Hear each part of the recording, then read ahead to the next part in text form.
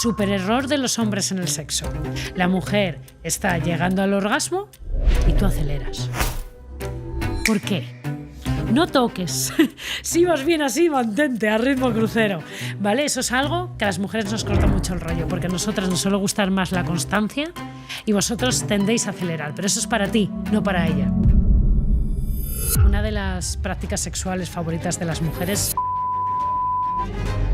Esa suele ser la práctica estrella de la mayoría de las chicas. Hay muchas que de hecho llegan al orgasmo así, no de otras maneras. O sea que existe cierto entrenamiento en contra de la eyaculación precoz.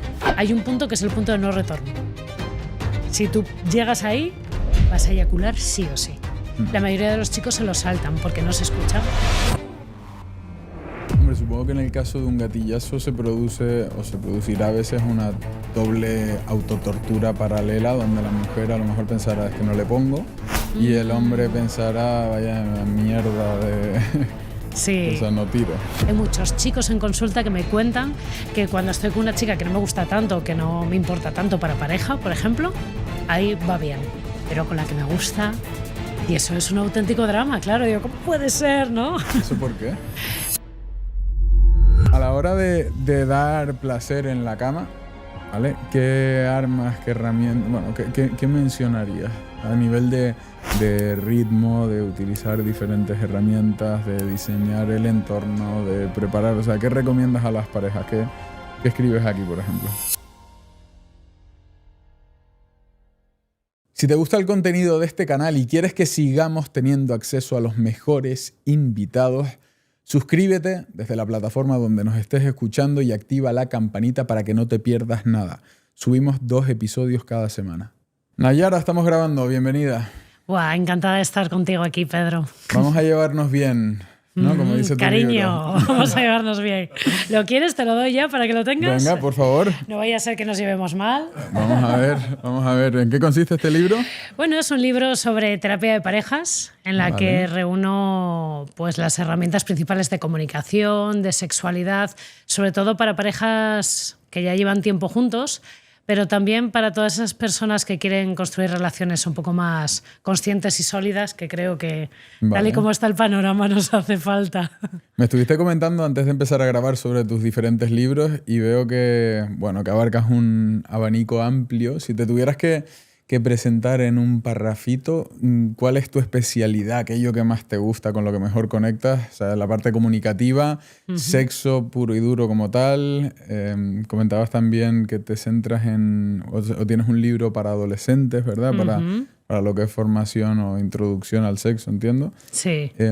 ¿Cómo te definirías? Pues, yo soy psicóloga y sexóloga clínica.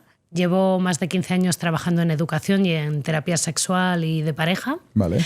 Y bueno, lo que más me gusta a mí personalmente es trabajar en disfunciones sexuales, todos esos problemillas que suelen ocurrir en la cama. Pero bueno, dentro de la terapia de parejas también hay un mundo muy, desde mi punto de vista, divertido. Y me encanta todo ese área. Sexo, sí, sexo. Vale. Y dentro de las disfunciones, ¿hablamos de problemas a nivel psíquico o a nivel, o sea, problemas de confianza, de autoestima, de inseguridad? O problemas también de lo que es la parte física. Entiendo que como psicóloga te centras más en esas inseguridades y esos temas, ¿no? Sí, pero bueno, está demostrado que aproximadamente el 80% de las disfunciones sexuales tienen un origen más psicológico. Con lo cual empieza aquí y luego se mete en nuestra entrepierna. Claro. Es que hace poco comentaba un caso, o sea, grabamos un podcast de disfunción eréctil hace poco y le comentaba, ¿no? Decía, es que escuchaba un testimonio hace poco de una persona que tenía problemas de erección, ¿vale? Pero que se tranquilizaba, o sea, o encontraba la confianza suficiente para resolver su problema tan solo con tener la pastillita en la cartera sin llegar a usarla. Y digo, claro, eso es al final una cuestión de seguridad. Sobre todo son inseguridades siempre, de no estar a la altura, de no ser suficiente buen compañero sexual. Sí, generalmente sí, porque muchas veces en este caso los hombres os preocupáis por estar a la altura, por rendir bien, por que no se pierda la erección, ¿no? Entonces todas esas preocupaciones al final generan una ansiedad que hace que parezca que el sexo es como si fuera un examen. en lugar de un momento para disfrutar, ¿no? Hay tanta exigencia. A veces hablamos de toda la presión que recibimos las mujeres, pero es que los hombres tiene tela, ¿eh? Y ¿Es muchas autoexigencia o exigencia por parte de las mujeres? O sea, ¿crees que el hombre se autocuestiona demasiado? Yo diría que generalmente os exigís más vosotros a vosotros mismos que lo que hacemos nosotras. Aunque algunas chicas tienen tela también, ¿vale? Porque las hay muy críticas, muy exigentes, pero generalmente un gatillazo, ¿no? Una pérdida de erección. Hay veces que la mujer lo lleva mucho mejor de lo que el hombre esperaría, ¿no? Y que sois vosotros mismos los que os torturáis y para la siguiente vez que no me vuelva a pasar. Y claro, todo eso genera una bola de nieve que hace que acabes provocando un problema físico que no tendría por qué existir. Hombre, supongo que en el caso de un gatillazo se produce o se producirá a veces una doble autotortura paralela donde la mujer a lo mejor pensará es que no le pongo y el hombre pensará vaya mierda de... Sí. O sea, no tiro. Sí, por desgracia muchas mujeres siguen pensando que si un hombre pierde la erección es porque no les pone. Cuando, bueno, a los hechos me remito porque esto me lo han contado cientos de hombres, cuanto más les gusta la mujer, bueno, el hombre, su pareja, normalmente más se exigen y peor funciona. Hay muchos chicos en consulta que me cuentan que cuando estoy con una chica que no me gusta tanto, que no me importa tanto para pareja, por ejemplo, ahí va bien. Pero con la que me gusta... Y eso es un auténtico drama, claro. Digo, ¿cómo puede ser, no? ¿Eso por qué? Bueno, porque se exigen más. Claro, con alguien que te importa, quieres gustar, quieres estar a la altura, quieres quedar bien. Y eso te pone más nervioso. Entonces... O sea, que no es una cuestión de deseo sexual, sino de presión, de nerviosismo, de... Totalmente. A la hora de dar placer en la cama, ¿vale? ¿Qué armas, qué herramientas, bueno, qué mencionarías a nivel de ritmo, de utilizar diferentes herramientas, de diseñar el entorno, de preparar? O sea, ¿qué recomiendas a las parejas? ¿Qué escribes aquí, por ejemplo? Soy un poco pesada con esto, pero recomiendo preguntar y hablar. Pero y preguntar Claro. más de la cuenta no puede ser un poco cortar rollos. No, nunca. ¿No? Decir, ¿te gusta? ¿Te está gustando? No. Vale, claro, es que hay que saber cuándo y cómo preguntar. Claro. Porque lo ideal sería antes de la relación sexual, después, bueno, qué es lo que más te gustó, qué podemos repetir, cómo lo podemos hacer mejor la próxima vez. Y durante el sexo no pararnos a, ¿cómo voy? ¿Bien? ¿Acelero? ¿Freno? Tampoco es eso, ¿no? Es una También, mujer le tiene que cortar claro, todo. corta un poco el rollo.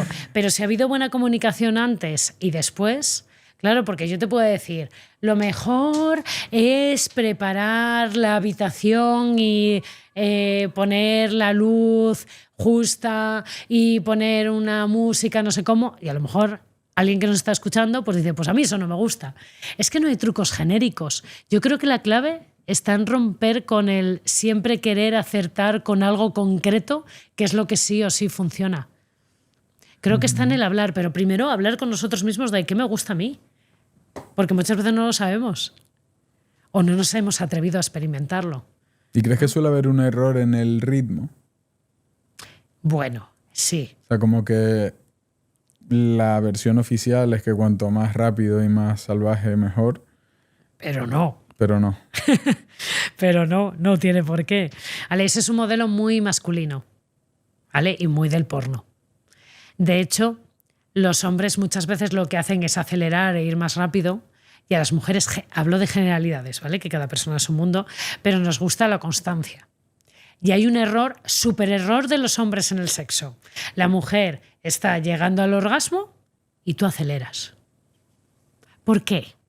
No toques. Si vas bien así, mantente a ritmo crucero. ¿Vale? Eso es algo que a las mujeres nos corta mucho el rollo, porque a nosotras nos suele gustar más la constancia y vosotros tendéis a acelerar. Pero eso es para ti, no para ella. Y ese es un error súper habitual. Y encima, como no tengan buen control eyaculatorio, el tío eyacula y te has quedado a medias. Eso es un dramón súper habitual. Sí, y es como no. Me acuerdo un reel que hice hace tiempo que se hizo súper viral, que era Manolo, ¿tú qué entiendes por siga así? Siga así es así, no me aceleres, ¿vale? Pues eso. Entonces, si a las mujeres les gusta la constancia durante X tiempo, y ya nos vamos a técnicas muy específicas, pero ¿cada cuánto tiempo sería ideal cambiar de posición en el sexo? Bueno, no tendría por qué cambiarse de posición. No, pero si vale. Que Claro, sería no tiene por qué. ¿vale? Que eso también es muy del porno, lo de cambiar. ¿Está ¿vale? sobrevalorado las posturas? Sí, es que salvo que se te esté durmiendo un brazo o algo así, si te está gustando, ¿para qué cambiar? ¿No? Cambia ya la siguiente vez. O bueno, o puedes cambiar si te apetece, ¿no? Pero no es necesario hacer 25.000 posturas, ¿vale? Que parece que estamos aquí leyendo el Kama Sutra. No, no es necesario. Eso es muy pornográfico, claro. Porque en el porno te aburrirías de ver lo mismo. Entonces necesitan cambiar y enfocar todo bien para que se vea, pero la vida real no es así. O sea que permanecer constante en una posición sería el consejo que le darías a los hombres. Si gusta, si está gustando, fenomenal. Y que pregunte si está gustando. Evidentemente. Y que utilice sus manitas. ¿Tipo? Que el clítoris está fuera de la vagina. Estamos todo el rato con el metesaca y nos olvidamos ahí del órgano principal de placer. Vamos a utilizar las manitas, vamos a utilizar una almohada o rozarnos con los cuerpos. Esa es la clave, ¿vale? Una de las prácticas sexuales favoritas de las mujeres es ponerse ellas encima. Pero no ponerse encima como en el porno, que eso es para la cámara, sino rozarse. Esa suele ser la práctica estrella de la mayoría de las chicas. Hay muchas que, de hecho, llegan al orgasmo así, no de otras maneras, en penetración. Bueno, pues si gusta esa postura, ¿para qué cambiar? Bueno, luego a lo mejor ella termina, podemos hacer otra cosa y negociar, hacer otras prácticas o... ¿Vale? ¿Y qué ocurre en las zonas erógenas principales? Hay mayor cantidad de lo que son el cuello, las orejas, los pechos en las mujeres. ¿Qué ocurre? Generalmente hay más terminaciones nerviosas, hay más sensibilidad y luego también, como hablábamos antes, por aprendizaje, lo hemos asociado a que es algo sexy y erótico, ¿vale? Y que esto me gusta. Entonces, a veces una parte de nuestro cuerpo o un gesto determinado puede convertirse en muy sexy solo por el hecho de que he aprendido qué es lo que me gusta, ¿no? Para que cada persona puede ser diferente. Yo he escuchado que las personas que a lo mejor no tienen sensibilidad de cintura para abajo y demás llegan al orgasmo a través de las orejas. ¿Es Y así? de los pezones y de... Mira, el orgasmo es una experiencia mental, ¿vale? Viaja por la médula espinal y la sensación orgásmica, el placer, no solo genital, es corporal. Con lo cual, cuando a veces los genitales no funcionan o no sienten, nuestro cuerpo puede aprender a hacer ese camino por otras vías. Yo no soy experta en eso, pero hay terapeutas especializados en que estas personas disfruten. Y es maravilloso, porque el placer busca el rincón para reinventarse, ¿eh? Esto es súper bonito. Oye, Nayara, y aparte de los libros, ¿cómo tienes montado el ecosistema? Bueno, pues tengo una clínica que está en Asturias y online. Ahí es donde tenemos la patente para las disfunciones sexuales, así que trabajamos en terapia sexual y de pareja. Luego... O sea, tanto parejas como individuales. Sí, exacto. Vale. Luego yo trabajo mucho en medios de comunicación, en televisión, en radio y demás, escribiendo libros y luego también a veces convirtiendo los libros en cursos, que de hecho te voy a dejar un link para las personas que quizás no son tanto de leer, de este curso para parejas y creo que está mucho más divertido y más dinámico. Te puede gustar mucho porque hasta tiene 13 semanas de retos en pareja y es súper chulo para que las parejas empiecen a entenderse mejor. Y ¿Es enfoque para parejas? sí, Vale. sí. Sobre todo más a ver, se puede hacer individual, claro, Bien. pero está súper chulo para aplicarlo en pareja y recuperar la pasión, la conexión, así que va a estar, Súper, está bien. lo dejaremos abajo en la descripción. Claro. ¿Cuáles dirías que son los errores principales tanto de hombres como de mujeres a la hora de afrontar la cama? Wow. El primero, el dar por hecho. Dar por hecho. Dar por hecho que las cosas tienen que ser de una manera determinada, dar por hecho que te gusta algo, dar por hecho lo que se supone que quieres que yo haga o lo que tenemos que hacer, ¿no? En lugar de preguntar, ¿la comunicación es un problemón? Es que infinidad de parejas llevan, no sé, decenas de años juntos, teniendo relaciones sexuales y nunca se han hablado sobre sus gustos. Yo diría que ese es el... ¿Y hay que hablarse realmente o hay que activar el radar y saber percibir las señales, que es más fácil? Hombre, es que las dotes de adivinación yo creo que todavía no se nos han desarrollado. ¿No? Y te voy a decir una cosa, la gente finge mucho en la cama. Muchísimo. Las mujeres fingen muchísimo y muchos hombres también. No me digas cómo lo hacen, pero también lo ¿Qué hacen. finge un hombre? Que disfruta. que disfruta o que le apetece hacer ciertas cosas. Y las mujeres fingen muchísimo. Que a mí esto me parece una pena, ¿vale? Que esto esté ocurriendo hoy por hoy. Y se finge para que la otra persona no se sienta mal, entiendo. Para que esté contento, para que termine ya y rápido. Cosas así. Sí. Para que termine ya y rápido. Claro, porque no estoy disfrutando, porque no me apetece. Lo hago por ti. En pareja. Esto es... pero no te estoy hablando de parejas de abuelitos. Estoy hablando de gente joven que está viviendo esta situación así. Y a tu pregunta, hay que hablar antes, durante y después. Claro, esto hay que hablarlo. Porque es que además los cuerpos y los gustos cambian. No funcionamos igual toda la vida. ¿Vale? Incluso nuestra sensibilidad corporal, nuestras preferencias, todo puede cambiar. Si no nos lo contamos. O sea que hay que... No suele ser tan intuitivo, dirías, entonces. No es nada intuitivo. No se suele acertar. Las señales no se suelen interpretar bien. Hay señales inequívocas. Claro. ¿No? Si ves que tu pareja se está derritiendo de placer contigo, pues eso le gusta. ¿Vale? Pero quizás hay cosas que nunca te ha propuesto porque no se atreve. O quizás hay cosas que no le gusta tanto, pero bueno, pues no te lo ha dicho, ¿no? O esto podrías hacerlo de esta otra manera, que ese cambio sutil podría hacer que disfrutase mucho más. Y tampoco nunca te lo he dicho. Esto es súper frecuente, súper frecuente. Vale, entonces, error 1, falta de comunicación y dar por hecho. Total, dar por hecho. Error 2, ¿cuál dirías? ¿De qué era? Yo no me acuerdo de la pregunta. No, errores en la cama, tanto de hombres como de mujeres, errores comunes. Vale, yo diría que de los hombres, pensar que su pene es el protagonista del universo y que necesitan una supererección, durar mucho. Y es que, de verdad, qué obsesión con el pene, que tienes mucho más cuerpo para dar placer, ¿vale? Es que para muchos es, esto no está funcionando del todo bien, ya drama se acabó. No, tío. Tienes manitas, tienes boquita, tienes todo tu cuerpo, tienes... ¡Ostras! Ya nos vale, ¿vale? Y para vosotros, de verdad, es que lo centráis todo ahí. Y parece que sois un trozo de carne pegado a vuestro pene. No, vamos a salirnos de ahí, que tenéis muchas más herramientas. Yo esto lo hablo siempre con los chicos. No, y es que si no se me levanta o si eyaculo muy rápido, que es otra de nuestras especialidades en consulta. Y digo, bueno, ¿y no tienes más herramientas? ¿No sabes hacer más cosas? Úsalas, demuéstralas, ¿vale? Y dicen, es que voy a dejar insatisfecha a mi chica. Digo, si la dejas insatisfecha es porque quieres, porque tienes herramientas, ¿no? Y es como, ostras, ¿cómo se nos ha olvidado esto? ¿Que solo jugamos a una carta? Ostras, no, tenemos la baraja entera. El tema de la eyaculación precoz es un factor mental normalmente.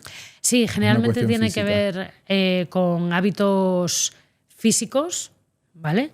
Sobre todo hábitos masturbatorios que no han venido bien desde pequeñitos, ¿vale? Vale. Y luego también ansiedad, igual que en el tema de la erección. La eyaculación precoz normalmente nos encontramos con chicos que desde pequeñitos se han masturbado rápido, pues para llegar rápido al placer, porque es lo que gusta, o para que no me pillen. Entonces, claro, si llevas entrenando de una manera toda la vida, llegas al partido y el resultado es el mismo. O sea que existe cierto entrenamiento en contra de la eyaculación precoz, que es tener masturbaciones largas. Bueno, no solo eso, ¿vale?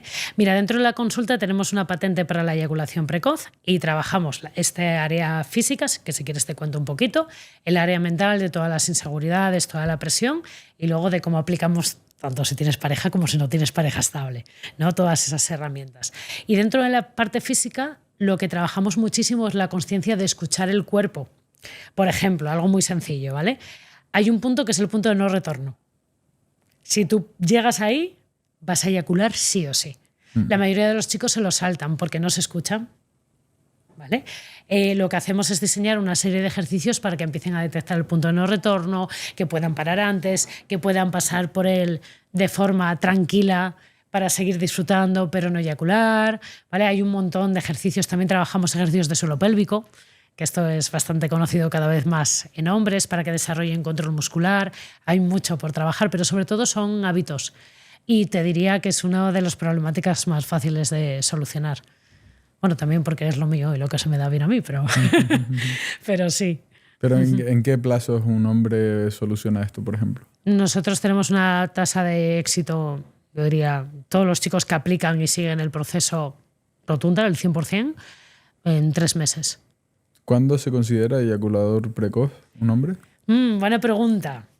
Porque si miras en los manuales de diagnóstico, los médicos te dirán que en hombres que eyaculan en 1 minuto o menos en penetración vaginal. Y digo, qué suerte, los gays nunca serán eyaculadores precoces. Es absurdo, ¿no? O si no hay penetración, o sea, hay penetración anal o hay sexo oral, ¿qué pasa, no? Entonces a mí me gusta definirlo como que el chico, bueno, y su pareja, siempre está preocupado y no acaba de disfrutar porque no le da tiempo o porque los tiempos son muy cortos, entonces siempre está pendiente de eso. Aquí tenemos que ver muy claro, no vaya a ser que haya una falta de educación sexual, que hay chicos que piensan que si no están ahí dándole media hora es que tienen un problema. Eso no, ¿vale? Pero descartado eso, yo no lo mido tanto por el tiempo, sino por la calidad del tiempo, ¿vale? Entonces lo que ocurre es que la mayoría de los hombres están muy pendientes del reloj, pero poco de las sensaciones. Y aunque parezca muy loco, estar atento a tus sensaciones es lo que te ayuda a controlar lo que estás haciendo. Y yo nunca he entendido bien lo de los tiempos durante el sexo. O sea, hay gente que dice, no, yo aguanto 10 minutos, yo aguanto 15. Yo entiendo que si puedes controlar durante 15, puedes controlar durante 1 hora. No entiendo ese cronómetro. ¿Cómo funciona esto exactamente? Claro, mira el concepto. Ya empezamos por aguantar. Como si esto fuera un ejercicio de resistencia, ¿no? Es absurdo ya el concepto. Pero muchos hombres están a ver cuánto consigo aguantar.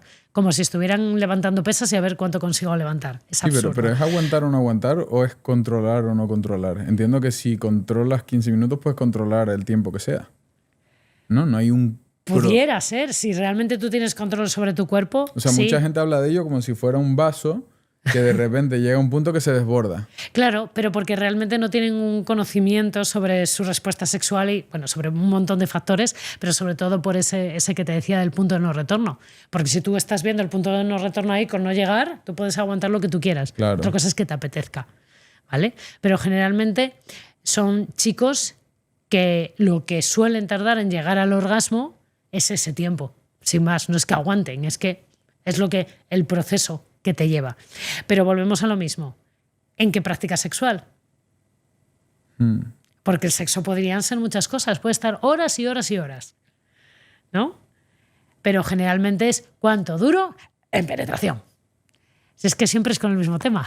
Estamos ahí. Ya, pero es que esa es la pregunta que yo no entiendo, lo de cuánto duro en... Porque entiendo que una persona que por lo general, o sea, que tiene el control de esa situación puede terminar en 1 minuto y medio o en 20 o en 1 hora si quiere. Bueno, ¿no? A ver, el control absoluto nunca se tiene porque la eyaculación, igual que la erección, es un reflejo.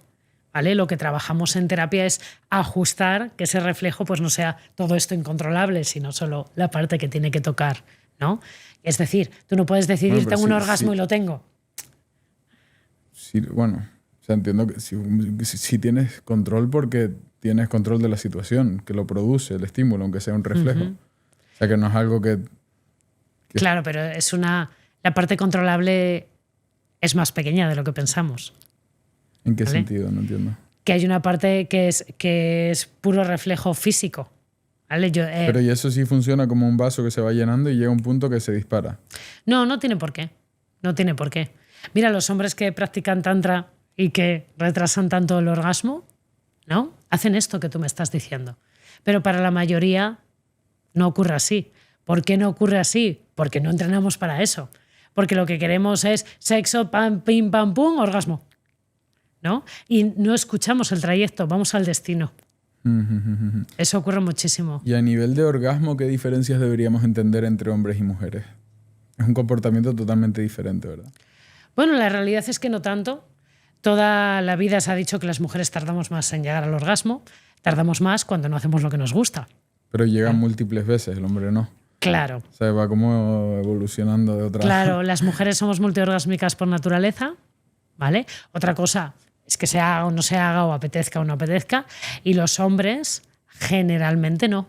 Porque en el momento que eyaculáis tenéis un periodo que se llama periodo refractario, que es básicamente lo que tardas en recargar. ¿Vale? Y en las mujeres eso no ocurre. Entonces esa es la única diferencia. Luego sí que es cierto que hay orgasmos en hombres y mujeres, ¿vale? Que pueden ser más de pico, ¿vale? Muy intenso y cae, y ahí me quedo hasta dormido, puede ser. Y hay orgasmos que se llaman como de meseta, que son como mucho placer bajo, y bueno, y luego tantos orgasmos como personas y como días, ¿no? Pero no somos tan diferentes como salvo en... ¿Y el post-orgasmo? Ahí sí funciona diferente, ¿no? Generalmente... O sea, es el tópico de que la mujer a lo mejor le apetece hablar y el hombre se queda dormido o algo así, ¿no? Sí, de hecho a muchas mujeres les activa y es un problema.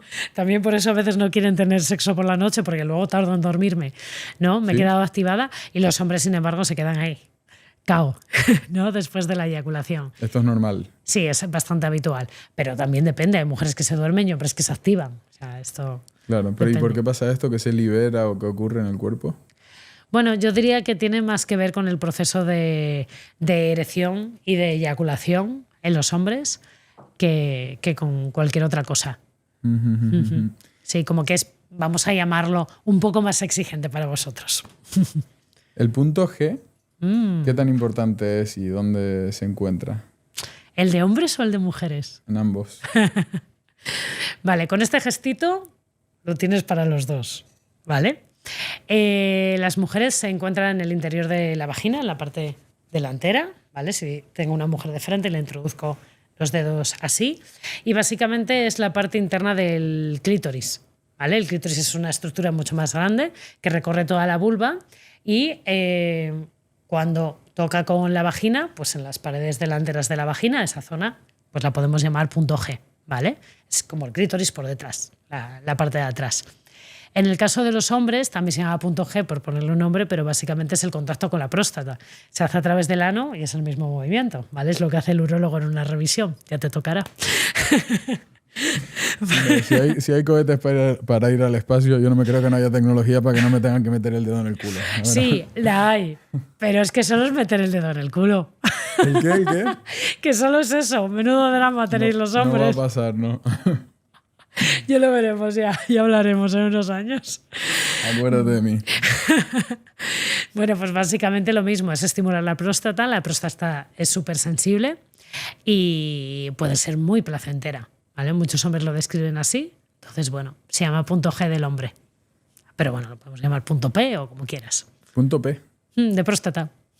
Amigo. Es una práctica que recomiendas. Bueno, para gustos colores, no seré yo quien diga lo que tienen que hacer, pero sí que es cierto que muchos hombres disfrutan de ello.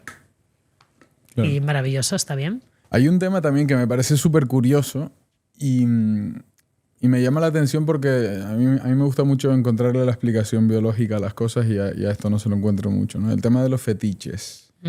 ¿Qué tipos de fetiches existen? ¿Cuáles son los más comunes? Y ¿por qué existen? ¿Cuál es la explicación de los fetiches?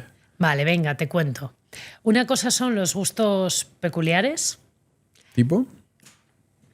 Pues que me pueda gustar, que me excite el látex, que me excite sentir dolor o afligir dolor a alguien, o los pies, o los tacones, o yo qué sé. Estos no son fetiches. Pueden ser. Son gustos. Esto, como que me gusten fetiche, las rubias o las latinas. Exacto. Pero un fetiche es un gusto llevado al extremo. El fetichismo es cuando necesito ese gusto o ese objeto, lo que sea, sí o sí, para poder excitarme y disfrutar. Vale. La mayoría de la gente no le ocurre eso. Tiene un gusto peculiar y ya está, pero puede disfrutar de muchas otras maneras, ¿vale? Pero hay personas, que me imagino que es a lo que te refieres, ¿no? Que si no tengo eso, no lo paso bien, no disfruto. ¿Vale? Y generalmente esto, la explicación biológica es de aprendizaje, ¿vale? ¿Cómo aprendizaje? Pues yo he tenido pacientes que me contaban, pues de pequeño tenía una prima que, yo qué sé, que me decía que le pintara las uñas de los pies y entonces esa prima era como que yo la admiraba mucho y sentía... Bueno, dentro de los niños no es deseo sexual como tal, pero admiración, como que me gustaba y a lo mejor yo me rozaba Y ahí se desarrolló este tema, por ejemplo, ¿no? De fetiche por los pies. Y a lo mejor puede disfrutar de muchas maneras. Bueno, de hecho, el último paciente que atendí como fetichista no era fetichista, se lo tuve que explicar. Y es como, si yo no tenía pareja estable, si estoy con una chica nueva, ¿cómo le digo que se me deja jugar con sus pies? Digo, pues así, se lo dices. Si no quiere, pues tú puedes disfrutar de otras maneras. Pero si quiere, ¿por qué te vas a perder esa experiencia si te gusta esa parte del cuerpo, no? ¿A quién haces mal? ¿No? Entonces, en este caso era un gusto. Pero si sí o sí lo necesitara, sería un fetichismo. Y eso pues es un problema por el hecho de que te limita, sencillamente, ¿no? Entonces, tenemos que enseñarle a estas personas a disfrutar de otras maneras. Vale, pero ¿vale? ¿de dónde? O sea, no sé si manejas esto, pero ¿de dónde? No es mi especialidad, Ya, pero te respondo. ¿de dónde sale el fetiche como tal? O sea, la General- gente que le gusta que le caguen encima, ¿de dónde viene eso? Ya, pues probablemente de algo relacionado con un aprendizaje de esto es sexy. Lo que tenemos que entender es Joder, que pues. el deseo, ya. Yo también personalmente opino como tú, pero bueno, el deseo y lo que es atractivo o no es atractivo también es educativo. Esto pasa pues con los gustos por los cuerpos. ¿Vale? Todos hemos visto ejemplos de qué era lo atractivo en los años 50, los años 70, los años 2000. El cuerpo podía ser diferente, ¿no? Lo que es atractivo en una cultura y en otra, ¿vale? Puede ser completamente diferente.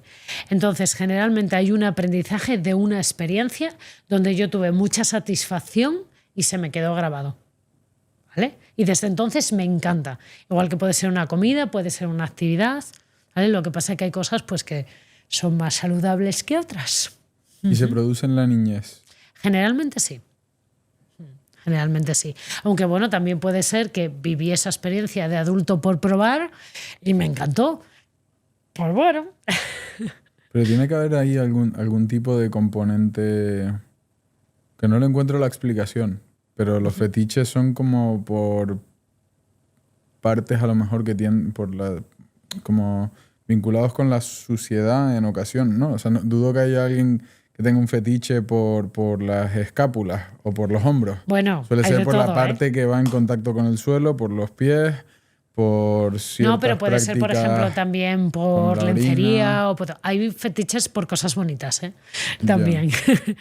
Sí. Ya. Pero sí que es verdad que ahora que lo estás comentando, casi todo va por lo escatológico y por... Sí, pues por ejemplo, en el fetiche de la ropa interior usada, por lo que más se paga es cuando hay fluidos Claro. que podríamos denominar de desagradables. Sí, Sí. sí. También creo que es como... Hay una parte de lo prohibido, de lo excitante, de lo prohibido, de lo feo, de lo oscuro, ¿no? Eso siempre es atractivo para el ser humano. Aunque parezca que no tiene Como que sentido. le genera... ¿Cómo definirías el morbo? Sí, el morbo. ¿Pero cómo lo definirías? Porque aquí son varios ya los perfiles que han pasado por aquí que a lo mejor han tenido vidas en las profundidades de la droga, de la oscuridad, en todo esto que desde una vida sana se percibe como algo escabroso, ¿no? Como el Voldemort. Sí. Entonces, y todos mencionaban, es algo que me ha llamado la atención a lo largo de diferentes episodios en este podcast, como que era... mencionaban el morbo y el pecado en la misma frase, como esa... El atractivo de lo oscuridad. prohibido. El atractivo de lo prohibido, te diría que es. Hay Pero un ¿tiene autor... que estar ahí el morbo necesariamente o puede estar también en lo bonito y en lo iluminado? También puede estar. Pero es que generalmente el ser humano se va para el otro lado. Tienes Ya. toda la razón. También hay una variable, hay un autor que me gusta mucho, que es David Bass, que decía que lo exótico se vuelve erótico, no lo diferente. Entonces, claro, eso es diferente, no es lo habitual. Y eso nos llama mucho la atención. ¿Vale? Bueno, pues una persona blanca en un país que todo el mundo pues tiene la piel morena, el pelirrojo no sé dónde, el alto entre los bajitos, es llamativo, ¿no? Y eso te resulta sexy porque es diferente. Entonces hay algo en el ser humano siempre de, bueno, pues de saciar esa curiosidad, de lo que está prohibido me apetece más, ¿no?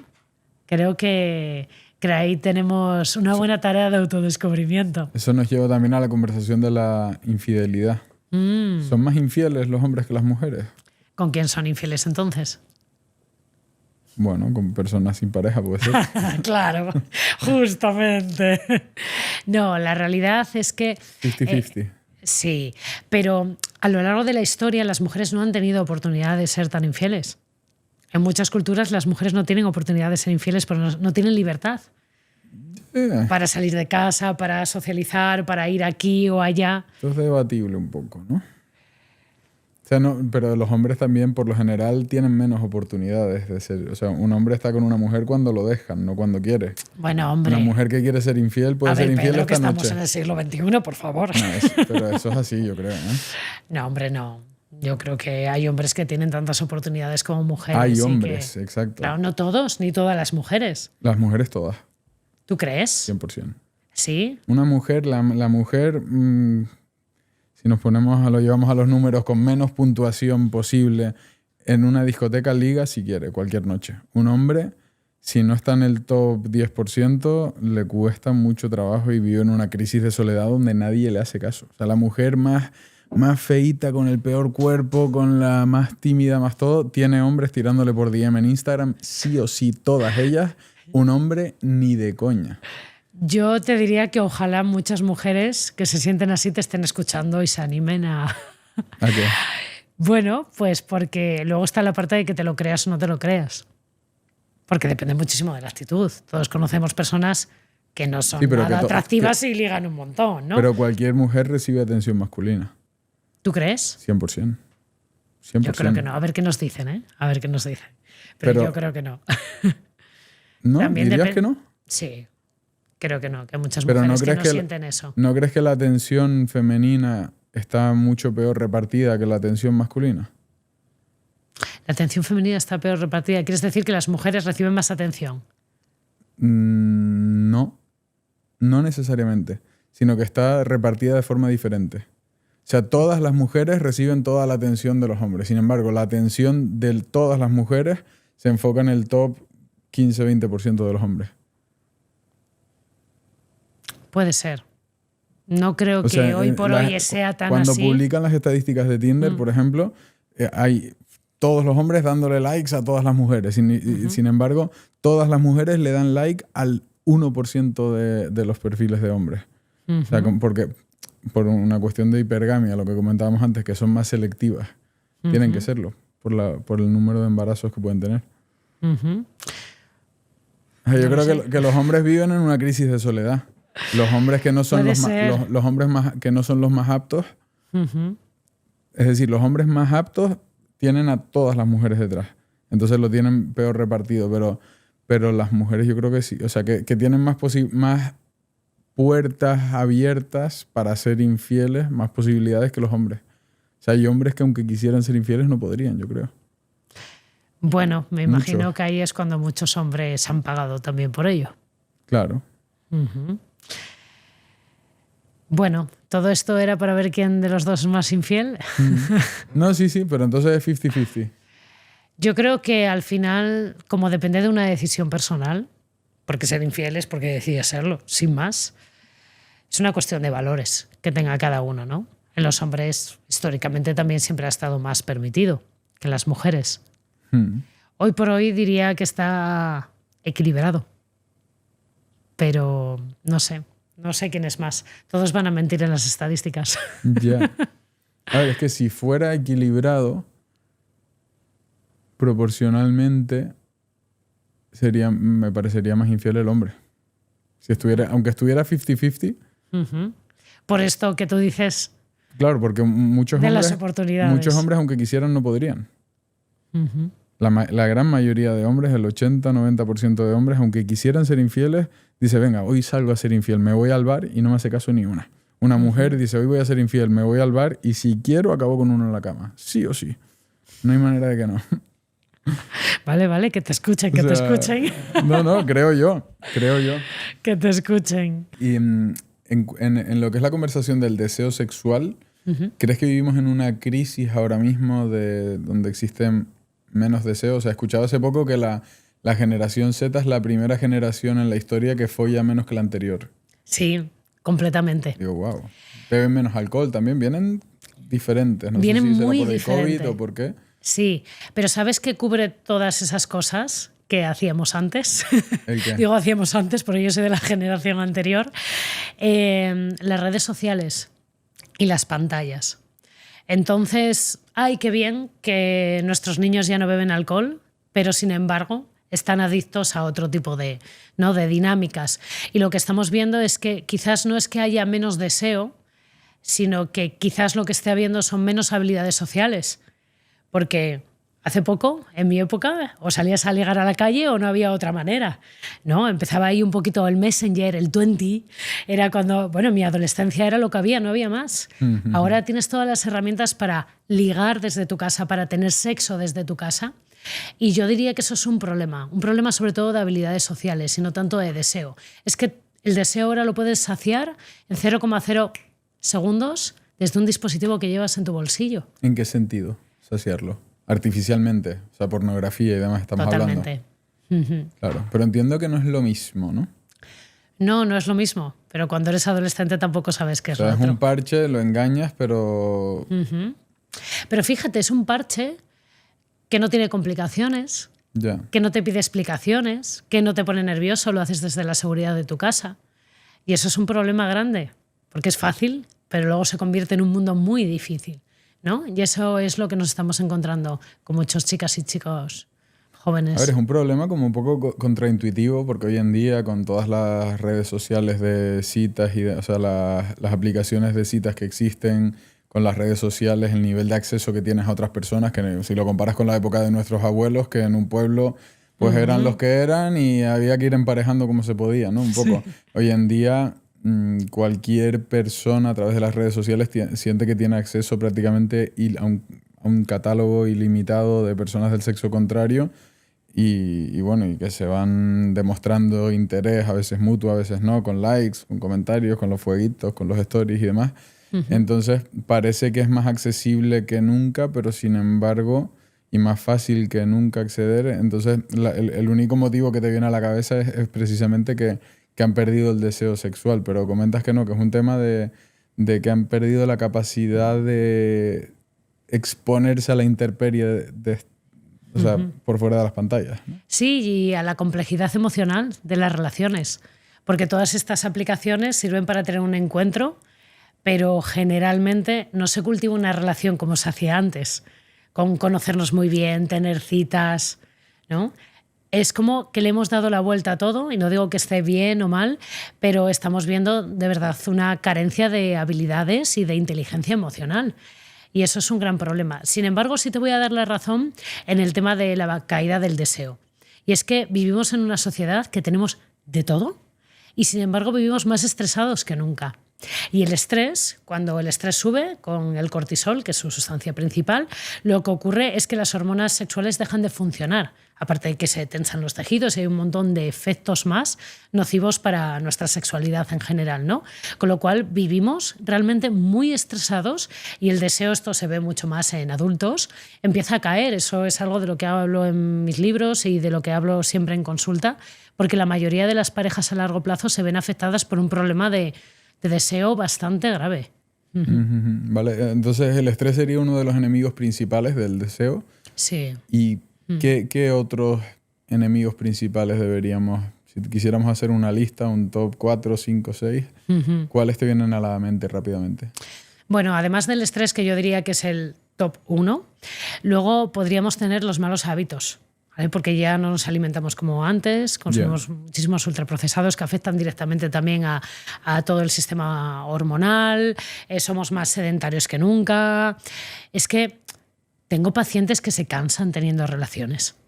Es que es como, no, y es que no aguanto más. Digo, pues vete al gimnasio. Ya no hay más motivo, ¿no? Eso me parece súper importante. Y luego, añadido al estrés, yo también te diría toda esa exigencia. Por un lado, toda la exigencia del tengo que, debo de... Esto sobre todo ocurre mucho más en mujeres, ¿no? Porque antes, bueno, pues a lo mejor la mujer tenía que encargarse de la casa y tenía menos libertades, pero es que ahora la mujer muchas veces es ama de casa, trabajadora fuera, cría a sus niños. Es como que se han convertido, las exigencias han multiplicado, ¿no? Entonces no podemos llegar a todo. ¿Y qué queda para al final del día? La sexualidad, porque además hasta está mal dicho, esta noche toca. ¿Por qué esta noche? ¿Por qué dejarlo para última hora del día cuando estamos reventados ya, ¿no? Y es un error muy habitual que acaba matando el deseo, porque no cabe en tu vida, porque no hay tiempo, no hay energía, ¿no? Y como me has dicho un top 4, también te diría las exigencias que nos imponemos desde lo que pensamos que debería ser el sexo y sobre todo a través del porno. Porque lo que estoy viendo es muchísimas personas, te diría muchos jovencitos, pero también adultos, que están imitando y replicando sin disfrutar, porque se supone que es lo que hay que hacer, porque es lo que nos satisface, y la realidad es que no. Exigiéndose erecciones superpotentes, durar muchísimo, tener orgasmos o hacer prácticas súper estrambóticas. ¿Para qué? Si la satisfacción no tiene por qué venir de ahí, ¿no? Pero es como que nos imponemos que hay que hacer ciertas cosas, como si hubiera un protocolo sexual o algo así, que no sé quién lo ha escrito, pero te aseguro que no existe. Vale, ¿y dónde dirías que se encuentra la satisfacción entonces? Wow. Evidentemente... Porque vivimos en un mundo en el que cada vez, o sea, las relaciones sexuales esporádicas cada vez son más comunes, y el aquí te pillo y aquí te mato, y con diferentes personas y demás. Entonces, la satisfacción viene de una conexión real y genuina con una persona, viene de fluir y hacer lo que te apetezca. No, o sea, normalmente, si no están esas prácticas que se ven en el porno, ¿dónde dirías que está realmente? Te diría que lo has dicho todo. Vale.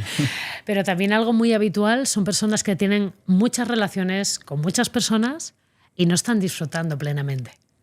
Así que una conexión genuina con otra persona, brutal, espectacular, eso te va a hacer disfrutar más. Pero primero contigo mismo. Pregúntate qué te gusta y qué te apetece. No vayas a hacer el protocolo de lo que se supone que tengo que hacer, porque quizás a mí me gustan otras prácticas diferentes, o prefiero tomármelo de otra manera, o prefiero que el sexo llegue después de X, ¿no? Y la mayoría no nos estamos respetando en eso. Estamos haciendo lo que se supone que hay que hacer. ¿Pero y qué se supone que hay que hacer? Por ejemplo, sexo con penetración. Siempre. La penetración es indiscutible. Muchas veces dentro de la terapia sexual lo que hacemos es prohibir la penetración, porque es lo que suele dar más problemas, no tanto a hombres como a mujeres. Entonces la prohibimos. Bueno, entonces, ¿qué hago? Y entonces, si estoy con una persona nueva, ¿cómo se lo digo? Yo, pero tú tienes un precontrato firmado de que tiene que ocurrir esto, esto y esto. ¿Por qué no hablas con el otro? ¿Por qué no le preguntas qué le gusta? Quizás ni siquiera le gusta la penetración. Hay muchas personas que no lo tienen como su práctica favorita, pero nunca se lo han planteado o nunca se lo han preguntado. Entonces acabamos haciendo lo mismo. Si te das cuenta, la secuencia del porno casi siempre es la misma. Hombre, es que a mí tampoco se me ocurre mucho más que hacer, la verdad. Bueno, pues a lo mejor tienes de tarea trabajar tu creatividad. ¿Y por dónde fluye la creatividad aquí? Mira, es que te sorprendería cuando en consulta les prohibimos a nuestros pacientes la penetración, lo creativos que se vuelven. A veces parece que romperte el protocolo, ¿no? Quizás el ir más despacio, el probar otras cosas, el intentar disfrutar con los 5 sentidos. De repente te rompe lo que tú pensabas que tenías que hacer. Aunque solo sea, mira, un consejo para empezar, pregúntale a tu pareja cuál es su práctica favorita. Es que lo mismo te responde que no sabe. Pregúntate cuál es tu práctica favorita. Y dentro de esa práctica, ¿cómo te gusta concretamente? Porque como te gusta a ti, no es como me gusta a mí, ni como le gusta al resto del mundo. Pero la mayoría de las parejas están teniendo relaciones sexuales y nunca han hablado esto. Es absurdo.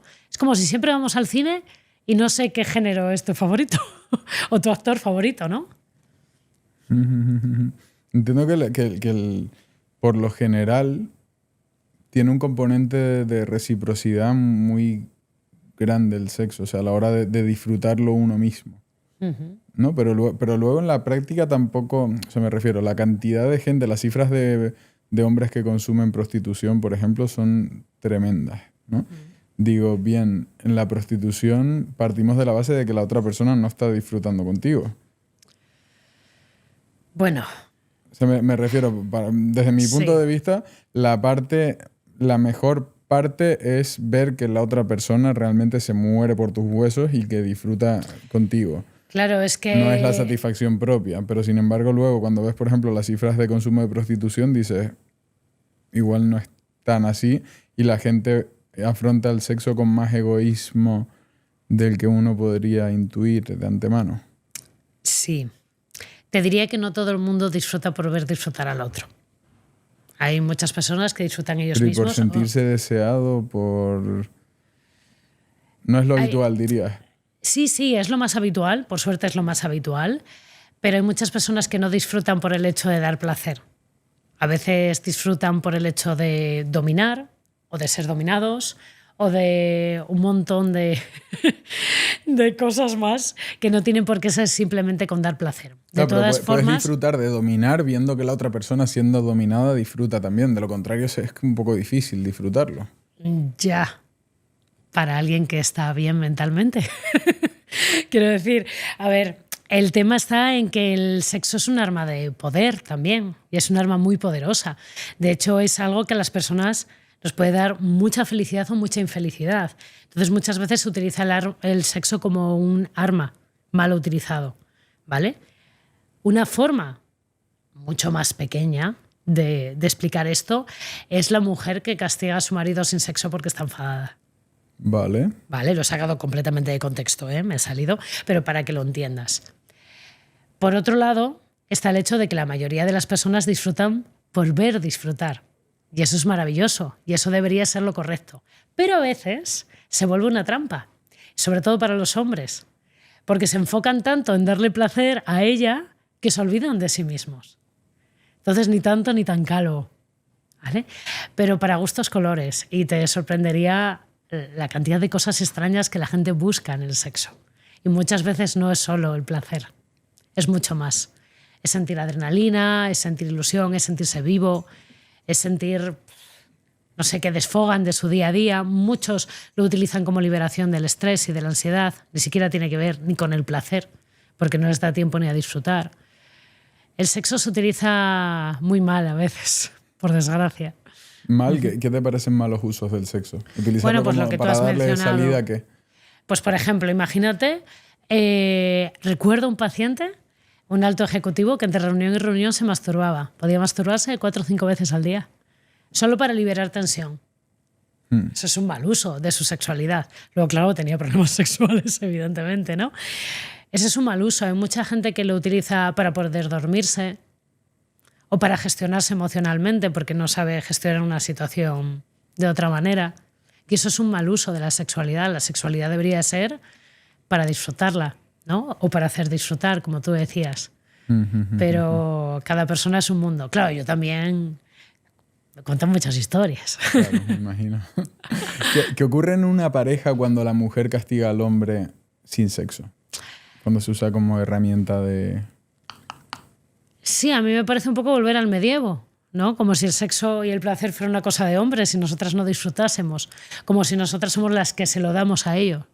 No sé, creo que no tiene ni pies ni cabeza. Pero es que actualmente, mira, ahora mismo, mientras estamos grabando esto, tengo una story en mi Instagram, en Sexperimentando, donde, lo miré antes de venir, más de 1.200 mujeres me decían que ellas podrían vivir sin sexo. Claro. O sea, alucinante en una story, ¿eh? Es como, ¿qué me estás contando? ¿Vale? Que esto para ti no es importante, y la mayoría tienen pareja estable. Son mujeres que están completamente desconectadas y que están en otra onda, en la crianza, en el trabajo, en los cuidados, y que se han desconectado de sí mismas, de sus ganas, de su placer. Biológicamente es normal que las mujeres, por lo general, esto es así, tengan menos ganas que los hombres. No, biológicamente no. ¿Y por qué ocurre? Ocurre generalmente cuando nos cargamos y cuando tenemos otras responsabilidades, ¿vale? Y nosotras tendemos a cargar, desde luego, con la crianza. Sí, pero los ¿vale? hombres también, ¿no? Las tienen, pero no pierden ese interés por el sexo. Sí, yo lo que diría es que nosotras sí que es verdad que nuestro deseo evoluciona, y si quieres te explico los distintos tipos de deseo sexual que existen, que esto es algo muy interesante. Pero generalmente yo lo que veo es que cuando una mujer deja en segundo plano la sexualidad, que puede ser con ella misma, ni siquiera tiene que ser compartida, por otros tengo que del día a día, más fácilmente se olvida. Pero en muchos hombres ocurre también. Pero nosotras es como que siempre tenemos más carga mental. También es cierto que nuestro cerebro es un poco biológicamente diferente al vuestro, y nosotras es más fácil que tengamos esa carga mental siempre dando vueltas, porque a veces hablamos de que esto es biología o que es química, que la menopausia hace que pierdas el deseo. ¿Y tu amiga menopáusica, la divorciada, qué le pasa? ¿Le han puesto una inyección o algo? ¿Qué ha pasado, no? De repente salgo del tengo que de mi día a día, salgo de una relación que quizás ya no me está haciendo feliz, estoy empezando a cuidarme a mí misma y voilà, volvió, ¿no? Entonces esto es muy importante. Pero bueno, te voy a contar lo de los tipos de deseo. Bien. ¿Vale? Que esto es algo bastante desconocido y estoy segura de que a quienes nos escuchan nos van a... ¿Tipos de deseo en las mujeres o en ambos? En ambos. En ambos. ¿Vale? Aunque uno es más típicamente masculino y otro más típicamente femenino, ¿vale? Por simplificar, deseo tipo 1, deseo tipo 2. El deseo tipo 1 es un deseo que se despierta porque sí, espontáneo, ¿vale? Como un fuego que te entra y vas a por ello. Este es el típico deseo más masculino, aunque no todos los hombres lo sienten así, ¿vale? Pero que es el que corresponde típicamente al hombre, que le entran las ganas porque sí y va por ello, ¿vale? También es habitual en mujeres solteras, al principio en el enamoramiento, pero luego la gran mayoría de mujeres empiezan a cambiar a lo que llamaríamos el deseo tipo 2, que ya no es ese fuego que me entra, ¿vale? Mira, en el tipo 1, en el fuego, estaría deseo, excitación y satisfacción, si todo va bien, ¿no? En el tipo 2, esto cambia y entonces, hasta que no empezamos a sentir la excitación física, no me entran las ganas, ¿vale? Es decir, es como que el tipo 1, que suele ser mi pareja, tiene que buscarme y yo entro en el juego. Okay. Esto es muy habitual, ¿vale? En las relaciones a largo plazo. Entonces hay muchas mujeres, sobre todo mujeres, aunque hay hombres también, ¿vale? Que me dicen esto, yo no tengo ganas, pero viene mi pareja, no hemos discutido, estamos bien, todo está bien colocado, los niños acostados, tal, todo bien. Y entonces es como que entro y me lo paso bien, ¿vale? ¿Qué pasa? Que este tramo de la seducción a veces no ocurre. Porque estamos tan cansadas que no hay tiempo, porque estamos enfadadas con nuestra pareja, porque, ay, no, es más importante poner la lavadora para que dé tiempo para mañana, ¿vale? Entonces, todos esos tengo que es hace que mi pareja viene y yo digo, no tengo ganas. Y no me doy la oportunidad. Pero si le diera 5 minutos más, probablemente podríamos tener una relación y pasarlo fenomenal. O si me dijeran, vale, puedes entrar en el juego, pero no hay que hacerlo de siempre, y vuelvo al punto de la penetración obligatoria, pues entonces sí. Porque yo les pregunto a las mujeres, dices que no tienes ganas, pero ¿no tienes ganas de qué? Y a lo mejor es de tener relaciones con penetración, pero otra cosa, igual me animaba. Leches, hablemos y negociemos. Y ese cambio en el hombre entiendo que no se da. El hombre veces sí sí. le sale el instinto asesino de... No, tampoco. No es un tema tan que tenéis autocontrol también. Pero sí, ocurre en muchos hombres también. ¿Y sabes qué? Que se cambia también. Sí, en por algunos hombres. Y hasta que no hay contacto no tienen esas ganas y ese deseo. Sí, y lo más conflictivo en consulta es cuando ella es tipo 1 y él es tipo 2, porque se entiende peor. Y hay mucha frustración y vienen a pedir ayuda muy rápido. Pero Sí. eso es un problema, entiendo. ¿O es algo normal? No, es natural, solo hay que hacer un poco de encaje. Lo primero es entenderlo, por eso quería contarlo hoy, porque me parece importante. Y luego ir haciendo un poquito de ajuste, mejorar comunicación, negociar, ir viendo cómo funciona. Y la verdad que se trata muy, muy fácil y las parejas les va fenomenal. Así que sí. Pero, lo que pasa es que en el hombre es como que está ese estigma de que él debería de desear, ¿no? ¿Y no es así? O sea, un hombre con altos niveles de testosterona, con buenos hábitos, con una vida sana, no debería tener ese deseo casi crónico. No, no tiene por qué. No todos somos iguales.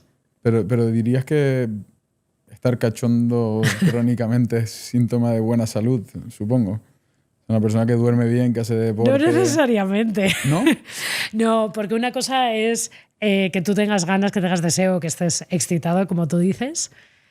Y otra cosa es que todo funcione bien. Hay gente que está cachondo todo el día y tiene malos hábitos y tiene sobrepeso y está estresado, ¿no? Y otros que se cuidan muchísimo y a lo mejor el sexo no forma una parte tan importante de su vida, o les gusta más cultivarlo con seducción, ir poco a poco. Depende de muchos factores. No solo es eso. A la hora, he escuchado mucho hablar de cómo les gusta consumir sexo. Bueno, no sexo, sino como que los hombres van más a la parte visual, a la parte más al porno, por ejemplo, y las mujeres como que son más de leerlo, que les gusta más. Entonces entiendo que también hay otro tipo de conexión ahí diferencial importante, ¿no? Sí. O sea, en lo que busca, que a lo mejor a la mujer en un intercambio sexual con un chico busca un poquito más la historia y no tanto el acto como podría ser un hombre o no?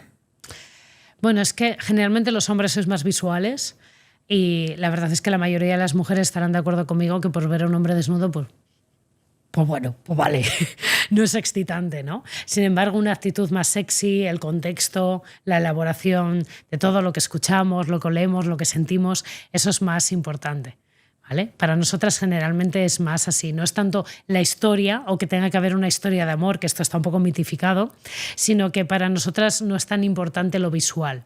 La pornografía generalmente está pensada para ser consumida por hombres, y las mujeres generalmente no se sienten identificadas con eso, ¿no?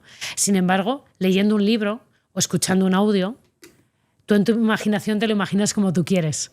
Y eso siempre es bueno. ¿Vale? Es la mejor historia que te puedes contar. A nosotras nos gusta muchísimo más ser creativas que nos lo den hecho, en ese sentido. Pero también alrededor de la historia que envuelve la relación sexual, ¿no? El contexto es muy importante. Se lo disfrutan mucho más.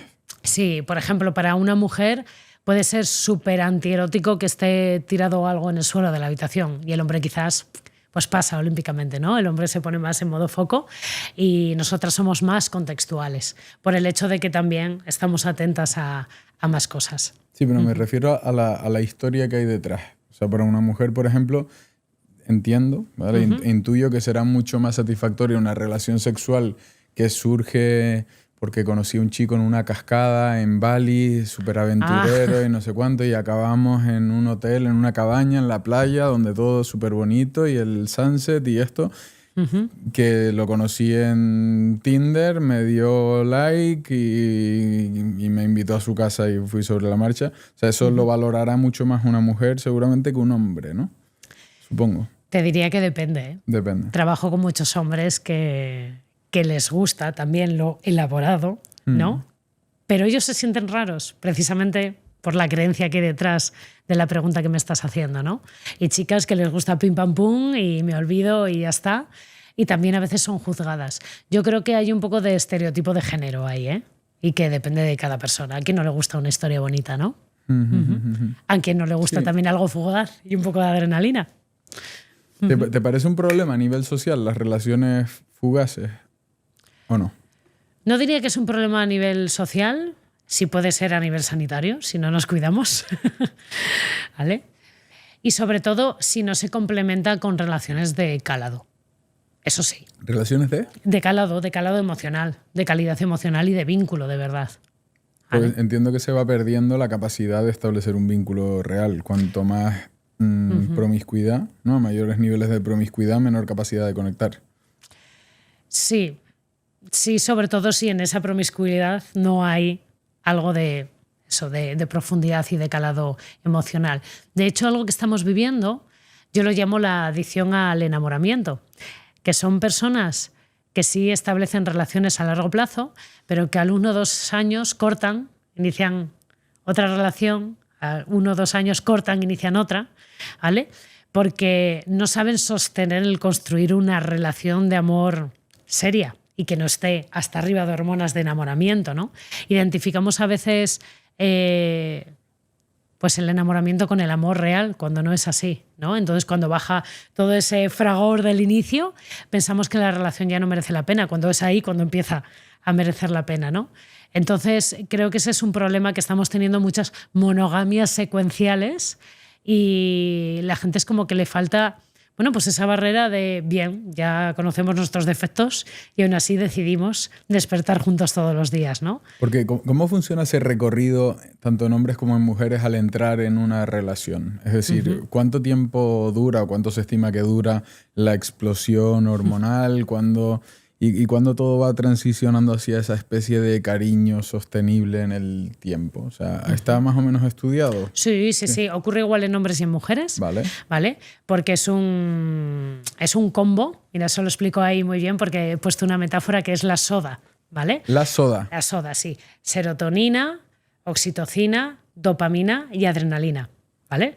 Esas 4 sustancias se ponen como locas en el enamoramiento, en el cerebro, ¿vale? Y esa bomba, porque es una bomba total, empieza a desaparecer porque si no nos volveríamos locos, generalmente a los 2 años. Se ¿Dura acelera. tanto? 2 años. Sí, sí. Bueno, en relaciones a distancia puede durar más. Vale. ¿Vale? Porque Que- se dosifica más. Claro, claro. Porque la mejor manera de hacer que la soda y sus burbujas bajen es la convivencia. Claro. El tener compromisos juntos, el conocernos muchísimo. También puede haber relaciones de mucha duración y de mucha calidad que no tengan la soda. Por ejemplo, amigos, que ya eran amigos de antes y construyen la relación, ¿no?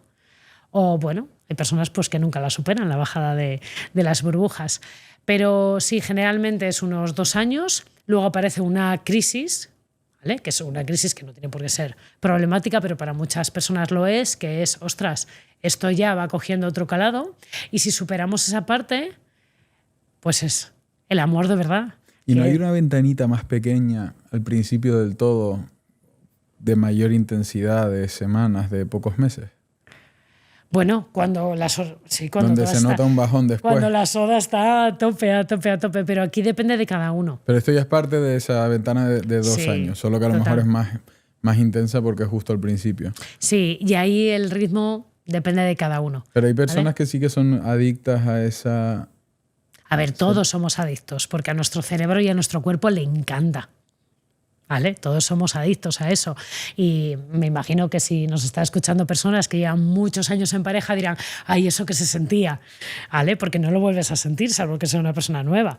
Puedes tener picos, ¿no? De así, de superamor, pero ya eso no ocurre, ¿no? Entonces, todos somos un poco adictos. Pero claro, para construir una relación a largo plazo que merezca la pena, ¿no? Para envejecer juntos, no podemos seguir adictos a eso. No tendría sentido. Claro, sí, pero hay personas que van buscando esa nueva dosis continuamente de forma cíclica, sin parar, ¿no? Claro, es que si te das cuenta, todas las películas, todas las novelas, la música, todo gira en torno a esa emoción, no a lo de después. Ya. Entonces es normal que pensemos que el amor es eso. Cuando la realidad es que no, ¿eh? Tenía un profesor en la facultad que decía, si tuviera que darle una sola recomendación a las parejas, es que nunca se casasen enamorados. ¿Crees que el amor existe de verdad o que es algo creado? O sea, quitando el qué amor buena pregunta. de una madre a un hijo, ¿vale? Que se puede tener ahí ese componente instintivo. Es que yo me fijo mucho a la hora de valorar y responder esta pregunta en el comportamiento alrededor del amor en diferentes partes del mundo, ¿no? Porque aquí todos hemos visto las películas de Disney y el mismo cine y la misma música y el mismo todo. Pero yo recuerdo, por ejemplo, una especie de callejeros viajeros en inglés, no sé lo que era bien. Y le preguntaban, o sea, lo vi hace años, ¿no? Y se me quedó grabado. Le preguntaban a un conductor de safari en África, le decía, pero ¿y tú estás enamorado? Y decía, el amor es para los hombres blancos. Aquí hay muchas mujeres que quieren estar conmigo porque yo tengo mucho dinero, porque soy piloto de safari, soy el que más dinero tiene en mi pueblo. Yo tenía después un compañero de clase en la universidad, un chino, y yo le decía, oye, ¿no te echas novia? Y decía, no, yo no puedo tener novia, yo no tengo dinero. Nadie me va a querer porque no tengo dinero. Y le decía, ¿y si se enamora de ti, no la puedes enamorar tú o qué pasa? Y se reía, decía, ¿qué me estás contando? ¿No? Entonces, no sé si el concepto de amor romántico que tenemos a lo mejor en Occidente, en Estados, bueno, en América completa y Europa, realmente es transferible y si existe también en... Hombre, yo creo que un Forma antropólogo te natural. respondería mejor esto, Ya. seguramente. Yo lo que sí creo que puedo asegurar es que el amor es algo que existe entre distintas personas, distintos vínculos, y que creo que es inherente en el ser humano. Otra cosa es este concepto de amor, de enamoramiento Amor y pareja romántico. monógama, y que evidentemente está inculcado y está inyectado por vena por todo lo que hemos tenido en nuestra educación. No sin somos duda. monógamos. Eso sí que es una decisión. Claro, la monogamia funciona muy bien cuando la esperanza de vida es de 30 años y hasta que la muerte os separe. Así es fácil. ¿Vale? ¿Qué pasa? Que nuestra esperanza de vida es muy larga. Con lo cual, ser monógamo es una decisión. Como Pero puede por- ser una decisión cualquier otra cosa. Pero por defecto, No, por defecto te diría que no, es No completamente somos absurdo y anatómicamente y, o sea, cada vez hay más estudios de que el ser humano en sus inicios y en las cavernas, tanto hombres como mujeres. sí, tanto hombres como mujeres. Entiendo que las mujeres son más hipérgamas, ¿no? O sea, que van a por el individuo más capacitado. siempre, hacia arriba. Y los hombres de forma indistinta. Bueno, no sé qué decirte. Vosotros también buscáis la más capacitada en lo que a vosotros os guste. No, pero el hombre como que es menos, o sea, filtra menos, digamos. O sea, puede ser. Yo creo que a las mujeres también se nos ha inculcado el hecho de que podemos elegir. Y mira, hay estudios que hablan de cómo es la forma de la vagina y de cómo cuando el pene del hombre es diferente al resto de los animales, es como así un poco como en forma de punta, porque si hay semen anterior, lo expulsa para que pase ¿no? Para que pase el tuyo. vale. Entonces, eso justifica mucho promiscuidad de las mujeres, ¿vale? De cómo la selección natural tenía que hacerse de pura naturaleza, no por decisión, ¿no? Entonces yo creo que es evidente que el que es más fuerte, ¿no? O el que proporciona más tiene más probabilidades de reproducirse o de ser elegido, ¿no? También en caso de peligro es más probable que te proteja. Pero no sé, creo que hoy por hoy la cosa ha cambiado un poquito. ¿En qué sentido? ¿Hacia dónde ha cambiado, dirías? Creo que ya no buscamos tanto... Hay una parte muy importante y en muchos países evidentemente sigue siendo una realidad, pero creo que en Occidente ya estamos buscando más a esa persona que tenga nuestro estilo de vida compatible. No tanto el que sea el mejor o el más poderoso, el que me puede proveer más. Creo que ya estamos priorizando un poco más en base, no sé si esto es consciente o inconsciente en la gente, pero en base a valores y a proyecto, ¿no? Como que tenemos una vida muy larga por delante y queremos una persona pues, que no nos amargue la existencia y que comparta valores, ¿no? Creo que cada vez estamos centrándonos más en eso y me gusta. Damas y caballeros, llevo casi 2 años viviendo en República Dominicana y es un país en el que he descubierto un destino de inversión muy interesante. De hecho, yo mismo me he comprado ya 4 propiedades y por eso decidí fundar Casa Caoba, un vehículo de acompañamiento a la inversión en las zonas con mejor perspectiva de futuro en Dominicana. Al final, estar allí junto a mi equipo nos permite entender las reglas del juego local, filtrar las mejores oportunidades y saber qué proyectos están respaldados por constructoras y desarrolladoras con reputación impecable, algo que es fundamental para evitar disgustos con tu inversión. Además, todas las propiedades que ofrecemos tienen Confotur, es decir, están sujetas a una ley que te exime del impuesto de transferencia por una parte que sería del 3% en el momento de la compra y del IPI durante 15 años, el impuesto anual sobre la propiedad que sería del 1% anual, el equivalente al IBI. Repito, exención durante 15 años. Lógicamente, esos impuestos que te ahorras pasan a ser parte de tu rentabilidad. Si estás abierto a invertir en un destino que crece y que le da un trato justo a tu capital, creo que República Dominicana puede ser una opción interesante para ti. Así que rellena el formulario que dejo en la descripción de este vídeo y mi equipo se pondrá en contacto contigo para entender tu situación y poder recomendarte las opciones que mejor se adapten a tu situación de lo que tenemos en cartera, sin presión y sin compromiso. Bienvenidos a Casa Caoba y ahora sí, continuamos con el podcast. Aquí dedicas un capítulo completo en tu libro al sexo, al amor a distancia. ¿Qué particularidades tiene? ¿Qué tan real es su efecto? ¿Cómo funciona esto? Claro, es que muchas parejas están a distancia, es un hecho, ¿vale? O inician su relación y tiene que haber un periodo en el que están separados. Y creo que es importante esto porque ahí se hace más importante todavía la buena comunicación, ¿vale? Y aparece esa distancia y ese proyecto a futuro o no hay proyecto a futuro y todo eso se vuelve muy complejo. Y luego, desde luego, la sexualidad. Claro, date cuenta, si tú vas a ver a tu pareja dentro de un mes, vais a pasar un fin de semana juntos y luego nos volvéis a ver hasta dentro de otro mes, es como que o funciona ese fin de semana o todo se va al garete. Y esto es muy habitual. Vemos muchas veces problemas sexuales que es que tenemos 48 horas para tener sexo y es como, qué presión, ¿no? Esto es muy habitual, muy habitual. Y yo creo que las parejas que están a distancia también se merecían un capítulo para ellos. ¿Lo tienen más fácil o más difícil a la hora de entenderse? Pues que esto depende de personas. Realmente, como lo importante es la comunicación, debería de ser más fácil. Pero es que hay gente que se comunica muy mal, independientemente del medio, ¿no? ¿Y cuáles dirías que son las claves para entendernos entre hombres y mujeres? Yo diría que la clave principal es darle más emoción. Más emoción. Sí, porque muchas veces hablamos de ¿ha sucedido esto? Pero hay una pregunta clave, que es un poco pregunta como de psicólogo, pero es ¿y cómo te ha hecho sentir?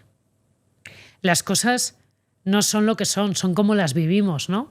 Y muchas veces pues podemos encontrar historias que dices tú, madre mía, yo esto me haría sentir fatal, y a la persona no le da casi importancia o todo lo contrario, ¿no? Y creo que lo que nos falta es darle ese punto emocional.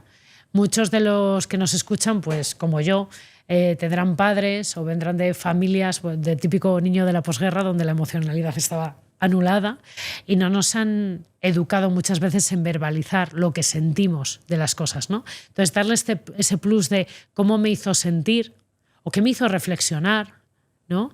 Me parece muy potente y creo que eso es lo que de verdad genera conexión entre las personas, ¿no? Pero entiendo que no hay que compartirlo todo. No tiene por qué. Sería ser sincericida, ¿no? Claro, exacto. Del sincericidio hablo mucho ahí también. ¿Hasta dónde hay que compartir? Creo que depende de cada uno, pero sí que es verdad que hay cierta información que así en términos generales suele pues, hacer daño, ¿no?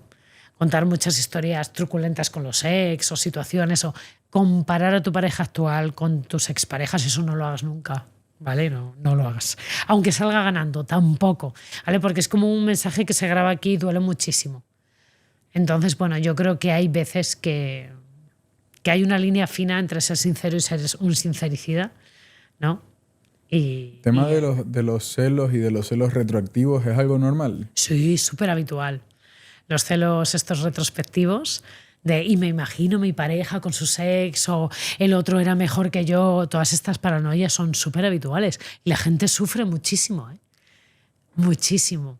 Pero que es normal que ocurra. A ver, o no. Claro, los celos son normales y están bien. Ya está, lo sentimos y ya está. ¿Quién sufre más de celos, hombres o mujeres? Yo diría que parecido. Similar. Sí, vale. parecido. El problema es cuando se nos van de las manos los celos y nos afectan y ya nos ponen de mal humor o generan discusiones. Porque sería tan sencillo como esto me hace sentir insegura, esto no me gusta, esto me ha puesto un poco celosa. Bueno, pues ya está. ¿Crees que hay un nivel de celos que es sano y conveniente? A ver, conveniente no es. Pero sentimos, son emociones que sentimos y ya está. Lo que tenemos es que reconocerlas, quizás podemos comunicarle a nuestra pareja, mira, pues cuando ocurre esto me siento mal, podemos hacer algo entre los dos y gestionarlo de esta manera. Pero no van un poco ligados con el amor. No se siente raro. Una persona que no sufre celo por absolutamente nada realmente quiere a la otra persona. O sea, no hay un poco de... Sí. Sazón. Claro, es que los celos realmente son inseguridades propias. ¿Por qué? Porque estás temiendo perder algo que crees que es tuyo, que nunca ha sido. Pero bueno. ¿Y por qué inseguridad? No lo... Claro, inseguridad de que yo me veo inferior al otro, de que el otro pueda ser más atractivo que yo, de que mi pareja me pueda dejar. ¿Vale? Generalmente tiene que ver con eso, la mayoría de los celos. Sí. ¿Tú qué crees? No, pero y con parte de... No creo que tenga que ser... O sea, puede ser inseguridad, sobre todo cuando son celos muy exagerados, pero entiendo que puede ser también parte de protección de algo es mío. Claro, ese es el tema. Es que ninguna persona es nuestra.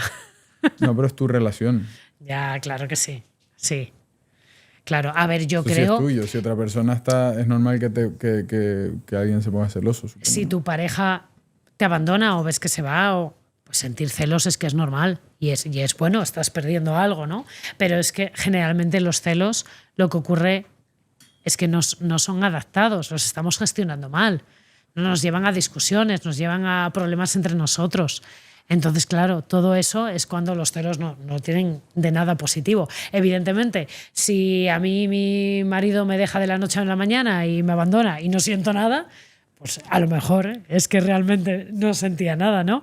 Claro. O que tengo algún problema emocional, también puede ser, ¿vale? De gestión emocional o de disociación o qué sé yo. Pero los celos que todos conocemos generalmente vienen de inseguridades que gestionamos mal y que al final acaban generando un problema en pareja. O sea que por lo general una persona que es muy segura de sí misma es menos celosa. Sí, sin duda. O lo siente, lo transmite y no genera un conflicto. ¿Y la dominancia y la posesividad también está vinculada a lo mismo? Me imagino que sí. Si te refieres al necesito controlarte, vigilarte, ¿te refieres a eso? No, una posición dominante simplemente. Claro, pero ¿qué es dominar? Llevar las riendas de todo. ¿Para qué quieres No llevar las necesariamente riendas de una persona? No, Qué curioso. hay carácter... No, hay personas que tienen un carácter más dominante y otras que no. Tanto hombres como mujeres. Sí, generalmente son... Vale, ya sé por dónde vas. Generalmente son personas más controladoras. Sí. Depende. O sea, ¿Para qué encajan necesito...? con yo lo que veo siempre es que encajan con personas más sumisas. Un perfil Claro, dominante encaja con alguien sumiso y ya está. claro. Porque si no, ¿quién se va a dejar dominar? Encuentran su match en la sociedad y ya. Y por lo general se ve más en la figura masculina. Pero también existen figuras femeninas que son muy Sí. dominantes y acaban con una persona muy poco dominante. Completamente. Muy sumisa. Siempre, esto lo decían nuestras abuelas, siempre hay un roto para un descosido. Claro. Sí, pero generalmente las personas que intentan dominar mucho la situación es que quieren controlarla, ¿vale? Y eso suelen hacer del miedo, porque Sí, le tienen miedo al Pero descontrol. normalmente se percibe justo lo contrario. Ya, sea, aparentemente, Yo las mujeres más dominantes que conozco diría que son las más seguras de sí mismas y las más arrolladoras. sí, por fuera sí. Tendremos que ver por dentro. Normalmente no. Normalmente Bueno, el que más impone, Y los el que hombres más lo mismo. grita, El hombre el más que... sumiso normalmente es el más inseguro también. O el que más inseguro parece. Parece, pero luego igual toma decisiones o actúa de otra manera. Ya. ¿Sabes qué pasa? Que en consulta a la gente la coraza se la quita rápido y ves lo que hay debajo. Entonces, debajo de esas capas, generalmente, la persona que más se impone es porque tiene algo que proteger. El que se muestra vulnerable y abierto no tiene nada que esconder. ¿Quién es más valiente? Bueno, pero puede ser un tema de carácter también, ¿no? Hombre, por supuesto, es un tema de carácter. Carácter que no deja que entren en su territorio y tal. Puede también ser más seguro, más contundente y más... O sea, igual no tiene por qué haber ahí esa inseguridad, ¿no? Supongo. No sé. Claro, ¿por qué no dejas que entren? Porque es tuyo. ¿Por qué proteges tanto? ¿Porque tienes miedo? Bueno, No sé. piénsalo. Muy bien. Ha sido un verdadero placer hablar contigo. Muy interesante Igualmente. el podcast. Muchas gracias. Muchísimas gracias. Y dejaremos los libros... Tenías 3, ¿verdad? Ujú. Bueno, los dejaremos abajo en la descripción para que quienes quieran profundizar más. Este es sobre comunicación en pareja y los otros 2 eran sobre De adolescentes. educación sexual para adolescentes y el otro es de sexo a distancia. Más Súper. divertido. Súper. Pues Nayara, muchas gracias, ¿vale? Muchas gracias a ti.